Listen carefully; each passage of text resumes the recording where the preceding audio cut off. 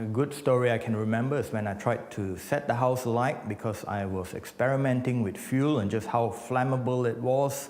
I experimented with different fire extinguishing agents, specifically around halon. Quite surprisingly, it got pretty cold, so I used to use it to freeze different insects and stuff. But I do recall quite vividly how I nearly burnt the home down as I tried to work out just how flammable fuel was by inserting a matchstick into a can of fuel, only to find that the entire can erupted.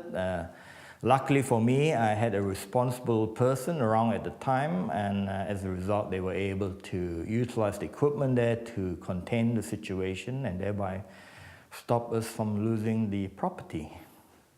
My dad was very cross when he got back, and I was told to never play with fire again.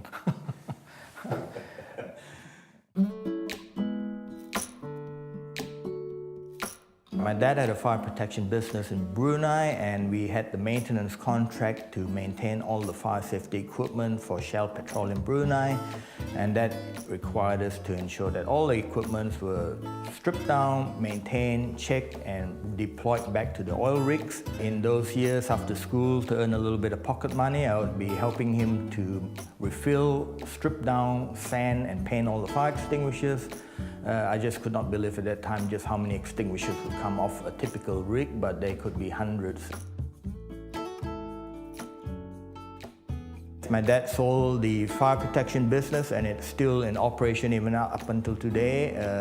It's gotten a lot bigger. Last I heard they're into selling fire trucks and everything else to Shell and the Brunei government. So yeah, my dad sold the business, he retired. I hung around for another 2 or 3 years to ensure that the new owners were comfortable. And after that point, I just left and I migrated straight to Australia. When I arrived on the Gold Coast, the first job I applied for was with Australian Fire Protection. And I couldn't believe how easy it was. They just said, "You are hired." And I've been with them since. Over the course of the many years that I've been associated with Australian Fire, the business has been sold twice. And after the second sale, the multinational company that purchased Australian Fire decided they would no longer be requiring the name, and as a result, because of my years of loyalty, that name was then offered to me, and I've had the name since. The recent growth in the business means now that we have a much bigger training facility, and we have additional staff that are now able to help us to meet that demand. But the main thing, of course, is that we have a brand new training facility with the required space so that we can offer public courses to any of our clients where they feel that they much rather come out to our facility as opposed to conducting the training at their facility.